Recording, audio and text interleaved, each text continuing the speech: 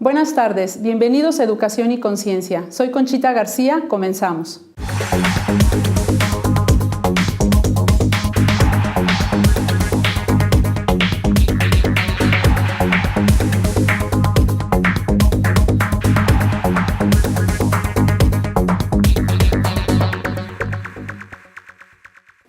Con el gusto de estar con ustedes y un saludo para todo el auditorio que nos oye o que nos ve a través de ESNE.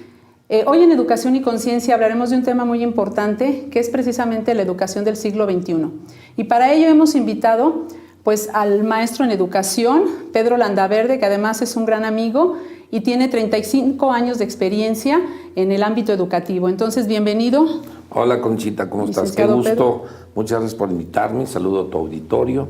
Y entiendo que de lo que vamos a hablar un poco es de educación, cosa que a ti y a mí no nos gusta mucho, ¿verdad? Así es, vamos a hablar de educación y precisamente de esta educación del siglo XXI, que ahora tenemos nuevos retos, hay que romper paradigmas, hay que atreverse a hacer cosas que a lo mejor hace 40 o 30 o a lo mejor hace 3 años no hubiéramos pensado, ¿no? Entonces, vamos a platicar precisamente de ese tema, del cambio tan necesario que necesita nuestro sistema educativo nacional, ¿no? Ese cambio que tenemos que hacer los profesores en el aula, los directivos, permitir ser más abiertos y permitir que los profesores se atrevan a hacer cosas que van a responder a las necesidades que tienen ahora los alumnos, ¿no?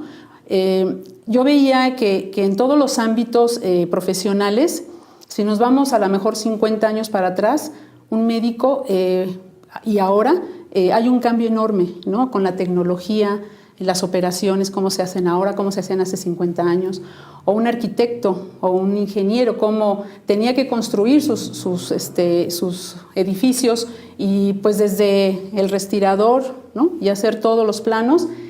Y ahora, ya tenemos todo en la computadora con programas ya especializados. Sin embargo, en la educación, nuestros salones siguen siendo iguales, nuestros maestros siguen dando todavía la cátedra, ¿no? Y en ese aspecto no hemos cambiado. Entonces, a mí me gustaría que comentaras en este aspecto, ¿no? Entiendo por dónde vas. Yo tuve la oportunidad de escribir un libro con el periodista Leonardo Kurchenko.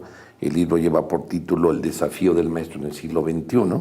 Desde el título fue una cosa muy interesante, muy compleja, porque yo decía, vamos a llamarle el reto, ¿no? Y él decía, no, el desafío. ¿Cómo se ve que era comunicólogo? Él entendía un poco más de eso. Y finalmente se quedó como el desafío. Esto que tú dices del mundo moderno, donde hay tantos cambios, donde la obsolescencia está presente en muchos temas de la vida, la educación no tiene por qué ser la excepción. Todo está cambiando. Así es. Lo más interesante de la educación es que finalmente, a lo mejor podemos hablar que en otros ámbitos cambian las máquinas, cambian los motores, aquí es la persona la que tenemos que tomar en cuenta. El cambio tiene que ser serio y profundo. Entendemos que la tecnología es importantísima, sin embargo es una herramienta. Si el cambio no viene en la persona, en cuanto a la forma, el fondo, el contenido, no va a haber cambio. Los planes de estudio, los programas tienen que tener cambios reales. Y finalmente, aunque no queramos que se den los cambios, las generaciones a las que estamos educando están cambiando. Claro. Entonces, si todo está cambiando, la educación, que es fundamental, es piedra fundamental de cualquier sociedad. Si no cambia, vamos a encontrarnos con un conflicto muy, muy serio. Y veíamos en cuanto a los estudiantes en el aula, ¿no? Los maestros, enseñamos de la misma forma a todos los estudiantes. Podemos tener 25 o 30 alumnos y los enseñamos de igual manera, ¿no? Con un estilo que a lo mejor, así como aprendemos, así enseñamos, ¿no? Y entonces, tenemos una diversidad. ¿Realmente el profesor tendría que cambiar desde ese punto de vista? Sí, mira, tú sabes muy bien que yo me dedico a recorrer el mundo y mi trabajo consiste todos los días en meterme, estar de metiche en las escuelas. Llego y me siento en los pupitres o en los bancos o en las mesas. El maestro tiene que cambiar. México particularmente es un país que está pasando una transición. A mí me da mucho gusto ver escuelas de la República que están teniendo cambios serios y profundos. Desde ya no hay tarimas, ya no hay pupitres, ya no hay bancas alineadas, ¿no? No en todos los colegios, hay como en todo. El maestro tiene que cambiar, tiene que capacitarse. Finalmente, si el maestro no se actualiza, no se capacita, es una de las profesiones que más te van a demandar el que te estés constantemente capacitando en seminarios, en congresos. El maestro tiene que cambiar la forma de dar la clase, pero algo muy importante, Conchita, las autoridades tienen que cambiar los planes de estudio y tienen que actualizarlos. Pues sí, porque si desde ahí yo quiero hacer un cambio, ¿no? Desde el aula como profesora, ahorita que estoy escuchando a lo mejor este programa, me entra la inquietud de querer hacer un cambio, pero también el sistema educativo, bueno, pues nos marca ciertos planes que ha cambiado, pero que todavía no responde a las necesidades. Todavía tenemos la figura del supervisor y del inspector, que tú te das cuenta que no están actualizados y que llegan a querer decir todavía no reprueben a los niños porque se van a suicidar y cosas de ese tipo. Sí. Es decir, eso es totalmente ridículo y necesitamos que las autoridades asuman su papel. Ahí empieza el enorme reto. Ahí empieza el reto. Pero mientras eso sucede, no podemos quedarnos pues paralizados y decir, bueno, vamos a esperar a que las autoridades cambien, ¿no? Sino también nosotros desde nuestra aula empezar a cambiar, porque pues un profesor enseña de una forma, pero los alumnos aprenden cada quien a su estilo, a su manera, ¿no? Entonces el profesor tendría que preocuparse por aquellos alumnos que a lo mejor son más auditivos, pero yo soy muy visual y casi no hablo. Entonces a esos alumnos no les voy a llegar. Y puede ser que sea de otro estilo, o que tengo a los muy inquietos y que entonces no hay qué hacer con ellos, porque el profesor quiere seguir dando su cátedra donde los alumnos estén calladitos, sentaditos, donde yo siga dando la información. Que es el oráculo del poder y del saber, y todo el mundo se calla y yo tengo la última palabra. Así es. Eso tiene que cambiar. Entiendo que vamos a tener otro programa, porque yo escribí otro libro con una doctora interesantísima que creo que la vas a tener, Helen Gallagher, que se llama Rompiendo Paradigmas en el Aula. Lo que pasa en el proceso educativo formal es que los maestros tienen pocos recursos didácticos, la parte de la psicología educativa no la entienden muy bien. Tengo que serte honesto, una de las partes que nos ha dañado fuertemente es que parece que la carrera magisterial o el ser maestro socialmente pues, no es nada. Empieza el problema. Claro. Entonces, y mientras más arriba, a mí me da mucho coraje, tengo 35 años siendo maestro, me da coraje que alguien te diga, yo porque soy ingeniero soy maestro. Digo, no estás entendiendo nada. Una cosa es ser ingeniero, que te felicito y ojalá construyas muy bien tus casas, pero otra cosa es ser maestro y estar. Yo de verdad, déjame decirte una cosa, de verdad pido un aplauso y admiro a los maestros de hoy en día, del siglo XXI. Porque, mira, los pobres maestros no pueden con 2 hijos en su casa y vienen a cuidar 30. Claro. Dime si no te parece algo, ¿no? Sí. Son admirables los maestros. Y bueno, y hacemos, porque tú y yo en el libro, Leonardo Kurchenko y un servidor, hablamos de modelos y hablamos de sistemas. Ya después, más adelante, en el otro libro, yo ya hablo más cosas más en concretas de la educación. Pero hablando de los sistemas, Finlandia está dentro de los primeros países en el mundo en educación y se hizo todo un estudio y todo un análisis de qué pasa en Finlandia. Y no creas que hacen cosas espectaculares, Simple y sencillamente hay un altísimo reconocimiento a la labor docente. Para ser maestro de preescolar tienes que tener una maestría en educación, ¿no? Si desde el punto de vista social, la gente reconoce al profesor. Me llama mucho la atención que en Finlandia, por ejemplo, hablando del afecto y del compromiso de los padres en el proceso educativo, no hay preescolar en Finlandia. En Finlandia los niños van a la escuela y tienen el primer contacto con la escuela hasta que tienen 7 años.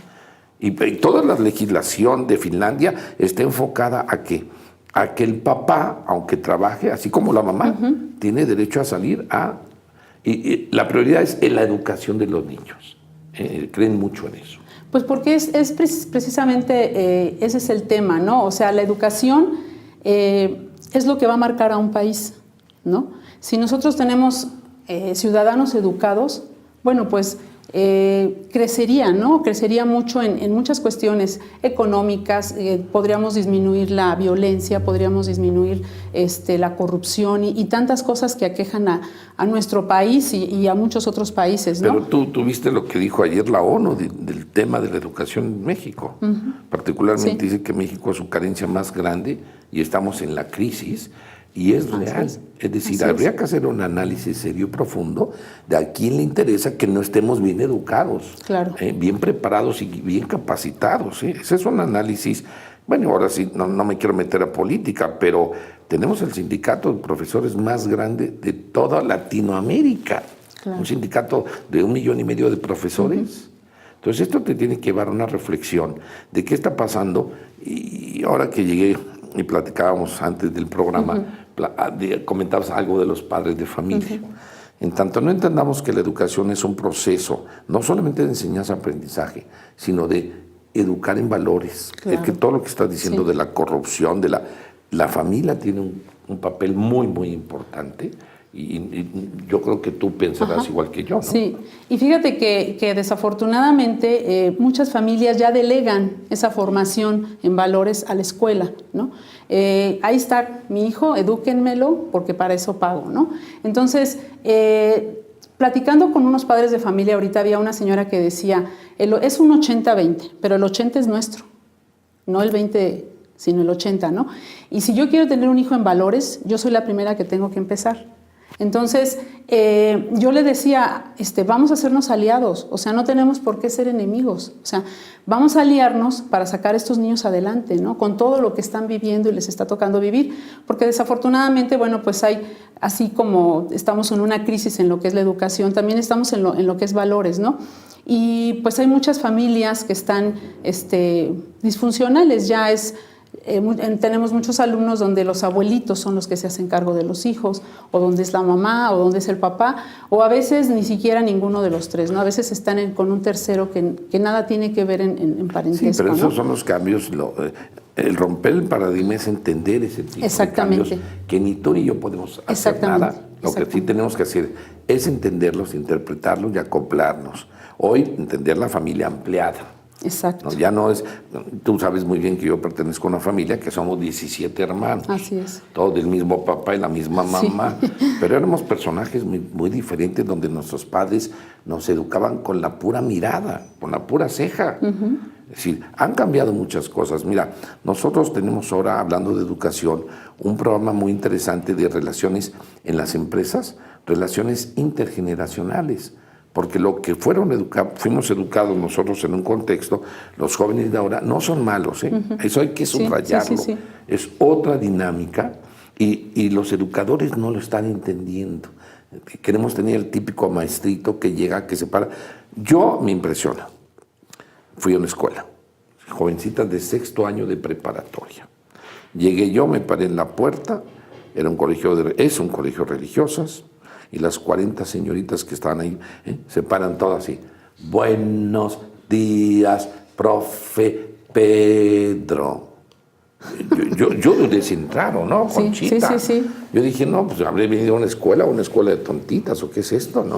Sí, claro. Los jóvenes han cambiado. Sí. Hay que entender la nueva dinámica y solamente, eso también tengo que ser honesto, en mi recorrido por las escuelas, yo perfectamente llego a una escuela y percibo si hay un ambiente organizacional. Cuando los padres de familia están casados con los maestros, no hay problema. No hay para dónde. Claro. ¿Qué te parece si vamos a un corte y regresamos aquí en Educación y Conciencia con el tema de la educación del siglo XXI?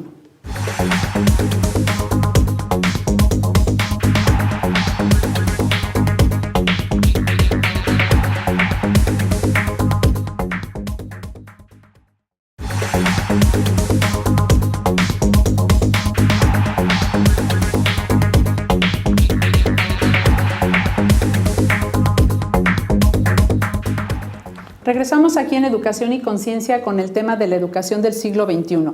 Y Pedro, ¿los maestros están preparados para enfrentar este desafío, este reto? No están preparados. Me da mucho gusto, fíjate que con Leonardo Kurchenko estuvimos recorriendo toda la República. Y no solamente en escuelas particulares, mucho del sector público. Hay que entender un poco que estamos hablando de educación y tenemos que ser muy incluyentes, y incluyentes para las privadas, hija, Claro. porque en este tema el sí, público es el y que... nos dio mucho gusto, Leonardo dio muchísima capacitación, nos gustó mucho ver que sí hay una apertura del sector magisterial, sí hay unas ganas de querer, ¿no?, cambiar y de... Lo que pasa es que las cabezas están en otra cosa, esa es la verdad. Pero el sector magisterial es noble, es un sector abierto, es un sector que quiere el cambio, no está preparado, pero quiere. Entonces hay que capacitarlos, Claro. meter el idioma y quitarnos tantas tarugadas de problemas políticos. Me dio mucho gusto, acabo de estar en Guatemala, donde el idioma oficial, por ejemplo, ahí, tú dices, es el de Guatemala y el inglés. No, es el de Guatemala y maya. Y tienen que buscar maestros en maya. Claro. México tiene que romper el paradigma y buscar el que los maestros estén capacitados y que tengan los recursos. Porque mira, hablando de los sistemas educativos a nivel mundial, los maestros de México no creas que son los peores pagados, ¿eh? Tienen muy buenos recursos. A lo mejor no tenemos como otros países desarrollados un nivel de vida más alto. Eso sí es cierto. Pero en cuanto a pago, en cuanto a salario, estamos muy competitivos. Entonces sí, yo creo que los maestros en general están abiertos, pero les falta ese empuje, ese ímpetu, y les faltan los recursos y las herramientas de tecnología, de todos los implementos que van a ayudar para eso. El 50% del éxito en este tema del cambio de paradigma, desde mi punto de vista, está en la actitud. Okay. Los maestros tenemos que aprender muchas cosas. Yo estudié mi maestría y me dio mucho gusto aprender la clase de teatro. Pues finalmente tú entras a un salón de clases y ahora que hablaba de los niveles de percepción del que hablo yo en mi otro libro, es visual, auditivo, kinestésico, pues los maestros tenemos que actuar ahí un poco, ¿no? Yo a los maestros les digo, ¿tú quieres saber si eres muy buen maestro del siglo XXI? Sí. Bueno, pues muy bien. Graba tu clase de química o de física o lo que quieras, 2 horas. Grábate, ¿no? Párate enfrente de una cámara y grábate, 2 horas. Y después te sientas y te ves. Si te aguantas 2 horas, es que eres muy buen maestro. Porque si tienes maestros que ni se mueven y maestros que... El maestro tiene que ser dinámico, activo. Y si tenemos que ponernos una nariz para atraer la atención de los chamacos, lo hacemos. Lo hacemos, pues. Patch Adams se ponía una nariz, Sí, claro. ¿no? Fíjate que lo que tú dices, ¿no? La capacitación, la formación, y requiere tiempo. Y la actitud. Y la actitud, claro. Pero requiere tiempo. Nosotros estamos estudiando también una maestría aquí en las directoras del Fray Luis y analizábamos... ¿En qué es tu maestría? La maestría es en gestión directiva de centros educativos. Pero es más administrativa. Sí, es más administrativa. Pero analizamos, también va en la parte educativa, ¿no? Analizamos las reformas, estamos, todos los acuerdos y sí nos metemos de lleno a todo este documentos. Y perdón que te pregunte, sí. ¿A poco ha habido una reforma en este país educativa? Pues en documento, nada más. Sí, porque... Y fíjate, y no es, por eso yo te digo, es difícil, porque, por ejemplo, un maestro que tiene pues mucho tiempo dando la misma clase, ¿no? Y quiere hacer el cambio, necesita formación, lo que tú decías. Pero muchas veces los profesores trabajan 2 turnos, porque con lo que ganan en un turno no es suficiente para mantener a una familia. Entonces, pues a lo mejor en la mañana llegan con muchas ganas y luego en la tarde, pues más o menos, no sé cómo les vaya a ir a los de la tarde. ¿Qué te pasa? Y entonces, cuando tú le dices, pues ahora tienes que formarte y capacitarte, pues muchas veces ya no quieren, están cansados, ¿no? Entonces, yo creo que esta parte que tú dices de que sí haya actitud, pues a lo mejor aquí sí tendría que haber una modificación desde las autoridades, ¿no? Hay un desprestigio, lo que tú decías, desde el maestro. Ya nadie quiere estudiar para ser maestro. Nadie. O sea, tú les preguntas qué quieren ser y bueno, quieren ser ingenieros, quieren ser muchas carreras nuevas que hay ahora, que si nanotecnólogo y que los mecatrónicos y todo.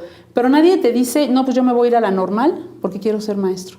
Porque está tan desacreditada ya la profesión que sí te llegan a decir, incluso, a mí me hicieron, una alumna me hizo un comentario y me dijo, maestra, ¿usted qué estudió? Y le dije, yo estudié química. Y me dijo, ¿tanto estudiar para terminar de maestra? Y para mí fue así como, oye, ¿qué te pasa? Yo en mis conferencias siempre le digo a los maestros. ¿Por qué ese comentario, si son de preescolar, ¿no? Que le digan a sus alumnos, ¿quién quiere ser maestro? Y yo todos levantan la mano. Primaria la van pensando, en secundaria, pero en prepa te dicen, ay, luego pasé como usted. Sí, sí, o sea, entonces, cuando yo me hicieron ese comentario... Hacer un paréntesis, ¿sí? Mira, yo ayer estaba precisamente en Torreón, estaba en un grupo del sector público. Sí. Yo me dedico mucho al tema de orientación vocacional. Escribí un libro que se llama ¿Y después de la prepa qué? Por eso yo quiero que tú me lleves a que esta plática hacia qué contexto tenemos que ir. Porque claro, en la educación privada va a pasar mucho eso. En la educación pública, te tengo que ser honesto, una de las profesiones más demandadas es ser maestro. Estoy impresionado. ¿Sí? En el sector público. Sí, claro. Yo voy mucho a Covacha, con Aleps, a cosas, y me impresiona que quieren ser maestros. Es más, la licenciatura en educación que ofrece una universidad a la que asesoro es la número 1, la estrellita. Y hay lugares de la República como Tejupilco, que está acá en el Estado de México, donde el 80% de la población son maestros y se dedican a ser maestros. Entonces, yo por eso te digo, he tenido la oportunidad de estar en el sector público y en el sector privado. Sí hay diferencias muy importantes en los recursos, en la visión, en lo que el alumno... Mis hijos toda la vida fueron a escuelas privadas, claro, dile ser maestro, pues no quieren, que la imagen en ese contexto, pero en el contexto social de este país, yo te quiero hacer una reflexión. Las máximas autoridades de cualquier pueblito, de cualquier ranchería, eran el cura, el médico y el maestro. Y el maestro, sí. Entonces, yo creo que en ese tema... Por eso yo quiero rescatar la imagen del maestro, en el sentido que yo sí creo en la visión del profesor o del maestro en cualquier sociedad. Claro. Y es importante, fíjate, yo veíamos, ¿no? En las escuelas particulares sí, efectivamente, no quieren dedicarse a eso, a lo mejor en las públicas. Pero fíjate, entonces, si hay esa actitud y hay esas ganas, entonces educar al profesor para este tiempo, para los alumnos de hoy, porque nosotros veíamos que las normales pues también siguen trabajando de la misma manera.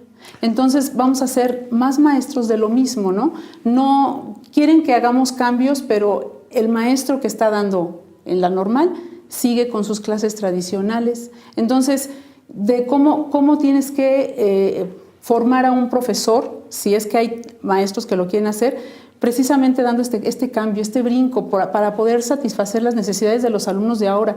Si no, se vuelve una profesión muy estresante, porque no llegas a los niños, no están aprendiendo lo que tú quieres, haces tu máximo esfuerzo, los niños hacen su máximo esfuerzo y los resultados no son los esperados. Sí, lo que pasa es que particularmente en México se ha politizado el tema de la educación formal, ¿no? Sí hay toda una politización al respecto.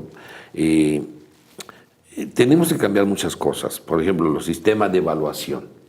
Ya no podemos seguir evaluando con numeritos o seguir pensando que el que tiene puro 10 es el exitoso. Claro. ¿No? Y ya está comprobado que no los de puro 10 son los que dirigen el país, ya te diste cuenta, ¿no? Sí. Es decir, tenemos que hacer cambios profundos y en la forma de evaluar, en la forma de dar la clase, en la simple forma de acomodar el salón, en la forma de quiénes son los protagonistas del proceso educativo. Hoy el protagonista tiene que ser el alumno, el centro, no el iPad, no la tecnología, no, el alumno descubriendo y construyendo su propio aprendizaje. Es decir, tú hace un momento lo dijiste. Y yo particularmente a cualquier maestro le diría, como digo en el libro de Rompiendo Paradigmas, tiene que aprender muy bien lo que son los ambientes de aprendizaje, lo que es el objeto de aprendizaje, lo que es el aprendizaje colaborativo y lo que es, obviamente, el aprendizaje significativo. Si un maestro controla esto muy bien, si controla muy bien el tema de percepciones, ¿no? Los niveles de percepción, si controla muy bien los tipos de alumnos que en general, sin encasillar a nadie, existen, ¿no? Yo creo que el maestro tiene muchas posibilidades y yo creo que en el próximo programa podemos profundizar acerca de ese tema. Pero el maestro tiene que actualizarse y capacitarse. Y los directivos aquí también tendrían que jugar un papel importante porque sé de maestros que quieren hacer cambios y les dicen, ¿cómo que vas a sacar a los alumnos del salón y te los vas a llevar al jardín a ver qué tema, ¿no? O sea, sacarlos de ese ambiente y querer crear nuevas estrategias, a veces los directivos no los dejan tan bien, ¿no? Porque, pues, incluso los padres de familia. Los padres de familia, yo estaba leyendo hace poquito que ya dentro de todas estas innovaciones, pues que hay unos pilotos que están haciendo donde el alumno, un tanto estilo Montessori, que va a estudiar, va viendo los rincones que le gustan, pero que también si en un momento dado no está dispuesto para el aprendizaje, que se puede salir del salón, ¿no? Y dar 2, 3 vueltas y regresar. Entonces decíamos, bueno, ¿cómo, no? Porque nosotros tenemos luego problemas si sacas a un alumno de un salón, si tú ves que no está captando y dices, bueno, a ver, vamos a que salgas y reflexiones un poquito sobre lo que estás haciendo, lo que no estás cooperando con el grupo o no estás trabajando en lo que estamos pidiendo. Y viene la queja, ¿no? Viene la queja de ¿por qué sacaron a mi hijo del salón de clases? Quiere decir que la maestra no puede. O sea, hay una serie de cuestiones de los padres de familia también que si tú cambias cómo das tu clase, pues a veces los padres de familia dicen, bueno, pues este maestro, ¿de dónde lo sacaron? Y no quiere que le enseñen como a él o como a sus hijos más grandes, ¿no? Entonces yo creo que ahí pues tenemos ese desafío que tú dices del siglo XXI, para ir cerrando un poquito y concluyendo este programa. Me gustaría que dieras los datos de tu libro. Yo lo he leído y es un libro muy interesante en donde pues hablas precisamente, ¿no? Es un desafío, es un reto ser maestro ahora del siglo XXI. ¿Por qué? Porque los jóvenes han cambiado, porque ya no podemos educar como educábamos ni siquiera hace 10 años, ¿no? El mundo está cambiando rápidamente. Decíamos el otro día que ni siquiera estos chicos de prepa a lo mejor o los de secundaria o primaria van a estudiar carreras que a lo mejor ni existen todavía. Entonces, yo creo que aquí está el desafío en el maestro. Me encanta que digas que hay muchos maestros que tienen actitud, porque pues sí, finalmente con la actitud es con lo que se puede lograr pues prepararte, estudiar y hacer y atreverte a hacer lo que quieras, ¿no? Y también invitar a las autoridades. Nosotros vamos a tener aquí pues un cambio de gobierno. A mí me gustaría que nuestro próximo gobernador pues pensara en la Secretaría de Educación. ¿A quién voy a poner en la Secretaría de Educación? Alguien que verdaderamente le interese que Querétaro crezca en educación y no un puesto que se pueda dar pues porque tengo el compromiso, como muchas veces se ha hecho, ¿no? Alguien que sí le importe que Querétaro, que México sea un país educado, que se atreva a hacer cambios como los maestros nos tenemos que atrever a hacer cambios. Yo creo que aquí es de todos, es de los maestros, es de los directivos, es de los padres de familia y es también de las autoridades que pues ojalá pudieran darle la importancia que tiene la educación, ¿no? Un país educado, un país que va a crecer y que va a eliminar pues muchas pues violencia y corrupción y muchas cuestiones que hoy estamos sufriendo todos los días los ciudadanos, ¿no? Pues sí, así como tú dices, para cerrar, coincido perfectamente contigo en que hay que alinear muchísimos intereses, muchísimos factores, pero mira, en el eslogan de mi empresa ponemos son nuestro compromiso. ¿Quién? Los niños. Y que los protagonistas, que son 4, no más, y bueno, voy a incluir uno quinto, los padres de familia, los alumnos, los maestros, y las autoridades gubernamentales y los directivos. Si logramos que estos 5 sectores se alineen, creo que podemos ir haciendo México iría a otro. Los cambios necesarios. Pues yo te agradezco mucho, Pedro, esta invitación. El tema pues da para mucho. Gracias a ti la invitación, qué amable. Y da para mucho y bueno, pues agradecemos al auditorio de ESNE y al otro auditorio que tenemos aquí en Querétaro por todo pues ahora sí que esta reflexión que hemos hecho y que ojalá algo quede en sus corazones, en su mente y que pueda hacer ese cambio. Agradecemos mucho su atención y pues nos vemos para la próxima con otro tema aquí también vamos a invitar al maestro Pedro con otro tema interesante de educación.